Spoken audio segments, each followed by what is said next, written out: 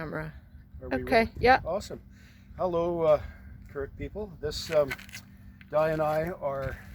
I'd come down a couple of weeks ago to look at the boat, eager to get it in the water, crawl underneath, and it was like a star chart. There were so many little holes. We could see the light coming through. So I might do I'll almost certainly do a later video where I'll show examples how the tar had just peeled away and gapped and shown bare canvas, and on other spots where I could put my finger right through a weak spot and the canvas appeared brown, almost charred, I think. So I wonder if the application of boiling tar charred and weakened the canvas. In any case, we decided that it's absolutely no-go.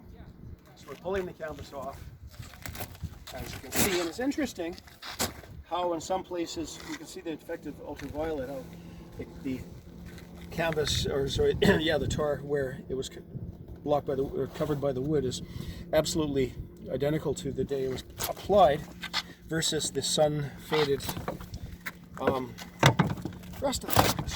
So what we're going to do is, after this is off, we're going to take a look at the fastenings. We see a couple of things that nails have pulled here, a peg mortise and tenon joint has failed here. We're also going to take a look at the nylon lashings, because originally at one point in prehistory these boats would have been fastened with either animal hide, either sea lion or seal or cowhide, as per Tim Severin's Brendan expedition, or possibly with woven horsehair, braided horsehair. So I had used nylon.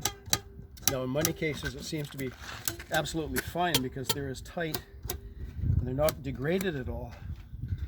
But were we to discover that these were substantially degraded, we'd take the effort and the expense and just copper fasten the whole darn thing. But I think that what we're going to do, and again, further inspection might force me to change my mind, but I think what we're going to do is, I want to fit a mast step. I want to fit, rather than a new external keel, I might install a slightly stiffer keelson, rather in the fashion, but superior to what I've done here, where I just put in some planks and lash them down.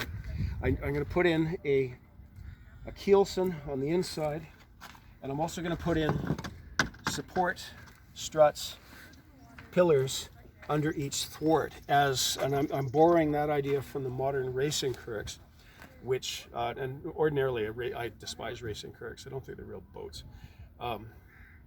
Say what you will, I don't like them. They're not seaworthy. So, but I am going to take a page from their book. So a keelson, supports under each thwart as racing Currachs have done it, and possible what other housekeeping we have to do. And my purpose of the keelson and the support is that, because these gunnels are so extraordinarily light, I don't think I'll build another boat of this size with gunnels this narrow again. Certainly a two-seater, a four-oared boat, certainly. But larger boats, this flexes, the flexing is wonderful on the water. It makes it helps it seaworthiness. But when we load it on these trolleys to get it down to the water, the boat hogs quite remarkably.